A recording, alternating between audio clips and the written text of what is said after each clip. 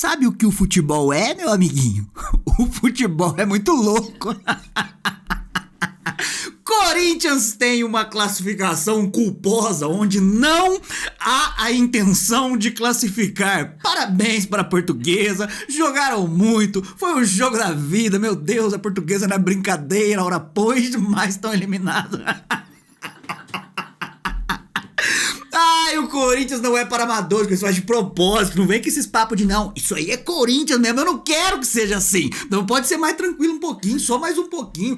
Que sofrimento foi esse? Mas eu vou explicar algumas teorias agora de início e a gente vai desenrolando conforme for passando o nosso pré-jogo, beleza? Primeira teoria, primeira coisa que eu tenho certeza que este elenco do Corinthians é um elenco safado, vagabundo e pilantrinha. Por quê? Porque eles tiveram pouco tempo de férias, jogaram ali até o Natal, o Papai Noel já passando saco pra todo mundo ali, eles falaram assim, não quero mais jogar bola não, pelo amor de Deus. Voltaram já em janeiro, todo mundo menos o Martínez que meteu o louco, e aí eles querem férias. Aí ele falou, que é isso? Eu não vou ficar jogando Paulista não, depois tem clássico, depois vai ter treta no clássico, depois vão querer queimar meu carro no clássico, aí de repente vai querer matar minha família no clássico e tal. Não vou ser eliminado, tentou e não conseguiu.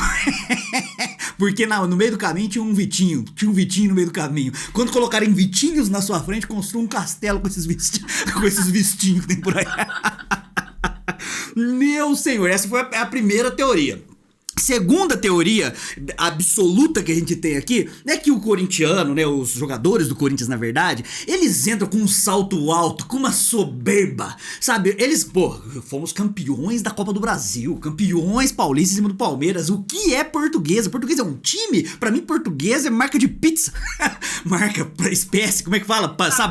Sabor de pizza. E aí eles entram com esse salto alto e tal, e aí dá uma raiva do cacete, não conseguindo nem andar em campo. Vamos começar a trocar ideia aqui, devagarzinho, vamos falar coisa por coisa, vou reclamar, mas vou reclamar muito. Como eu vou reclamar nesse pré-jogo? Eu vou reclamar de tudo, de todos, com exceção de 2 apenas, mas eu vou ficar chato e insuportável. Então você não gosta? Acha que eu reclamo sempre? O Adalba só reclama. Vou reclamar com a maior essência do mundo. Esse canal vai virar o Papo Reclama Fiel. Reclame aqui da Fiel. Então nem continua, já para aqui, já dá pausa e vaza da linha, porque você não é bem-vindo se você não quiser ver o papai reclamando. Tem dó do Memphis? Some daqui. O que é um Memphis? Pra que serve essa porra desse holandês do time do Corinthians? Mais uma partida tenebrosa, onde o cara não fez nada, não andou, e eu vou falar sobre isso. Então dói teu coração, sabe? O seu cozinho pisca, tem tatuado, sabe? Porque no cu da Anitta tem uma tatuagem, no teu deve ter a tatuagem do Memphis, assim. Eu sei que funciona desse jeito aí, tá?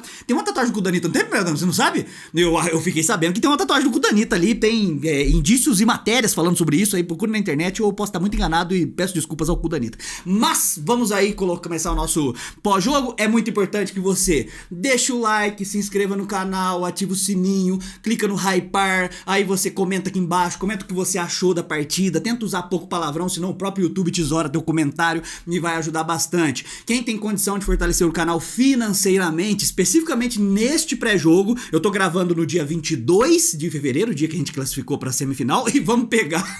Calma. Não, vou falar isso depois dos recados aqui, porque parece que teve um time que deu sorte aí. Aí não foi o Corinthians, não. Enfim, e aí, comenta aí, eu tô gravando dia 22 de fevereiro, que é véspera do meu aniversário. Todos os valores que vocês mandarem aqui vai servir de caixinha de aniversário pra poder fortalecer o canal. Preciso comprar uma câmera que presta, preciso comprar um notebook também pra poder editar aí, porque tá ficando tudo difícil de fazer nessas condições. Aí, não sei se você sabe, tá em 4K o negócio, beleza? Lá no final, lá a gente fala sobre os 30 segundos, sabe, meu? Vou a partir de agora, certo? Porque o Palmeiras, além de não ter mundial, deu sorte, hein? Vão falar assim, nossa, o Corinthians se safou de pegar o Palmeiras. E o cozinho do palmeirense que tava piscando assim, ó. O cozinho do Palmeiras tava assim, meu Deus, tá vindo o Corinthians aí. E aí, de repente, pra começar, tentaram comemorar que o Corinthians estaria eliminado. Nós somos indestrutíveis, nós somos imortéveis, que nós não caímos fácil. A hora que começou a chegar ali pros 90 minutos, pensei assim, não acredito que o Corinthians vai fazer isso comigo, vai empatar só no finalzinho.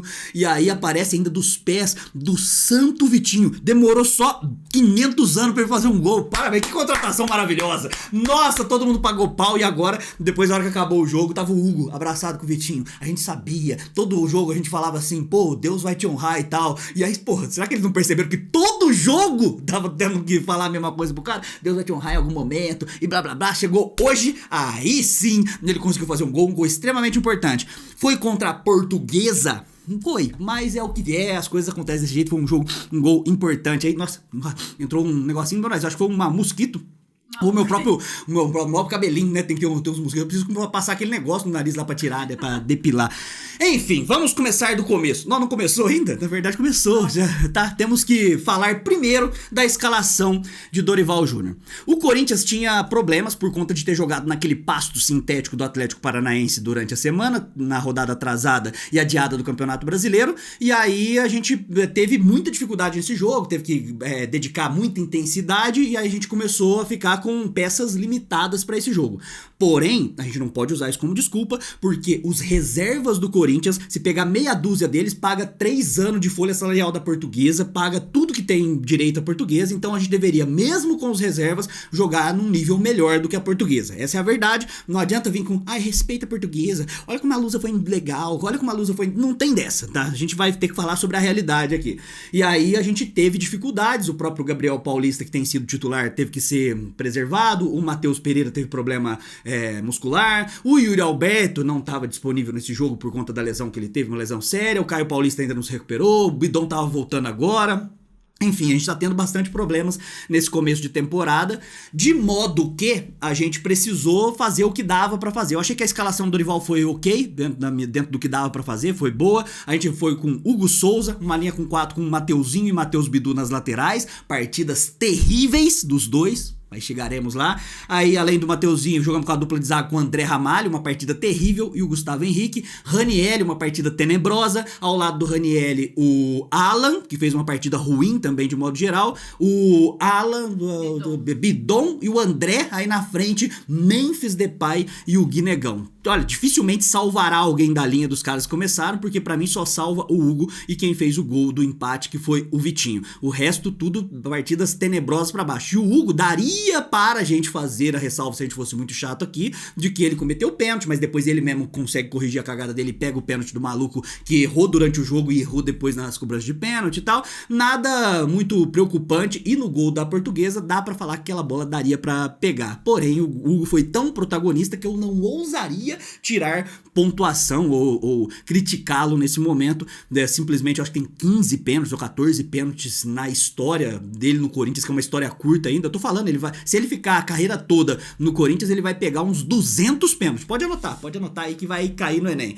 E aí o Corinthians fez um primeiro tempo terrível, o pior primeiro tempo do ano do Corinthians. Não dá pra falar que foi o pior primeiro tempo dos últimos anos, porque no ano passado a gente fez vários jogos inteiros, assim, contra Sport, Juventude, Fortaleza, Ceará, um monte de carniça lá na parte de baixo da tabela.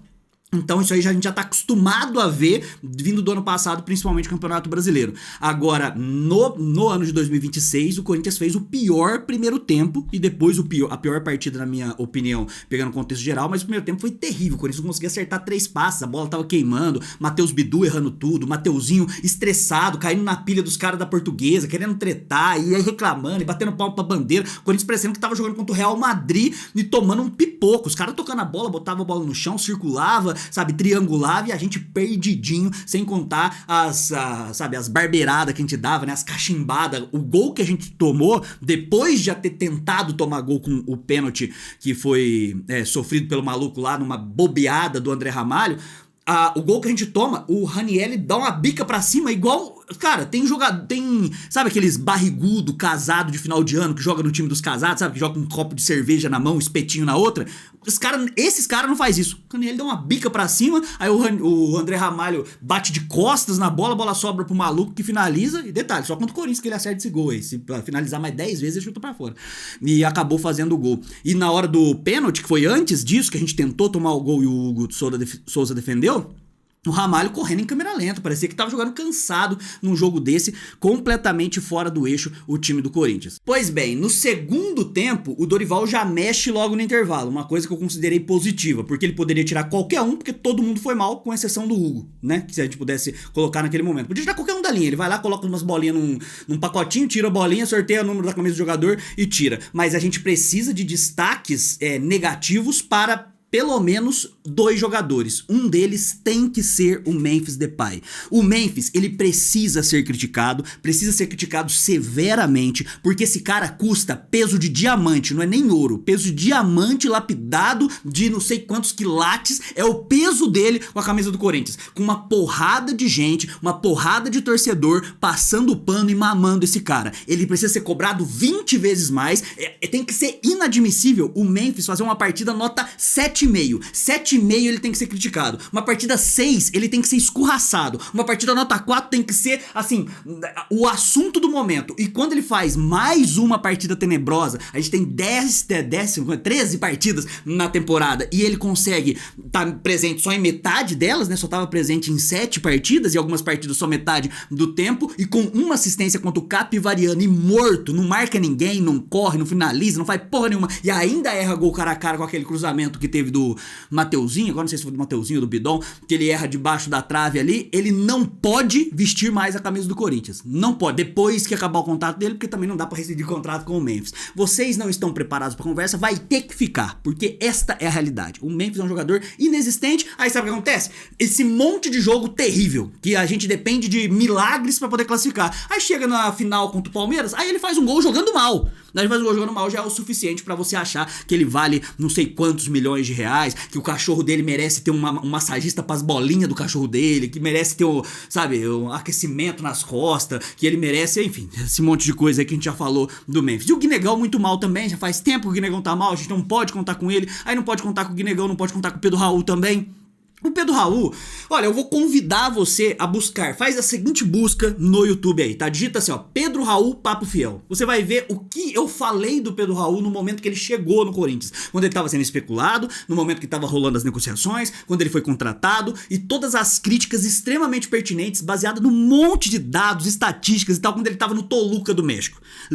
Veja o que eu falei, o quão embasado eu tava e veja o comentário de uma cambada de filho da puta imbecil da torcida do Corinthians comentando embaixo, falando que ele ia ser um bom reserva, que eu só reclamo, vai você trabalhar no Corinthians e tal, né? Como acontece com todos os jogadores carnicentos que chegam, aí eu falo, é eu que tô reclamando demais. E aí o cara erra gol debaixo da trave, no momento importante que a gente precisava, não consegue dominar uma bola de costas, não consegue correr, é desengonçado, parece um bananão correndo assim, esquisito assim, não dá pra contar com o Pedro Raul. O Raul não pode também estar perto nem do banco de reservas, do Corinthians teria que treinar separado com o Alex Santana e abraçar esse BO, porque ele recebe 800 pau de salário e vai receber até 2090, né?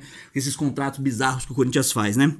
E aí, então o Memphis Depay merece o destaque e o Pedro Raul também, principalmente por conta do custo, do péssimo custo-benefício que esses dois têm. E de destaque positivo, a gente pode colocar o Vitinho, que entrou ali pra poder tentar resolver no ataque e fez o gol importantíssimo, né? Um gol que ele domina a bola num cruzamento muito bom do Mateuzinho, uma finalização com rara felicidade, ainda mais saindo dos pés do Vitinho, e o próprio Hugo, que defendeu o pênalti durante a partida e tal, mas nas cobranças de pênalti, mais uma vez, foi decisivo. E eu nem vou falar do Rodrigo Garro, que não jogou nada. Por quê? Porque da última vez que eu falei do Rodrigo Garro, meu Deus do céu, parece que eu bati na avó dos caras aqui. Parece que eu dei uma rasteira, sabe, na avó deles, dei uma chinela e roubei o dinheiro da aposentadoria. A galera ficou muito brava, chateada. Caramba, não falo mais do Rodrigo Garro nesse canal, porque a galera fica muito, violenta, exaltada.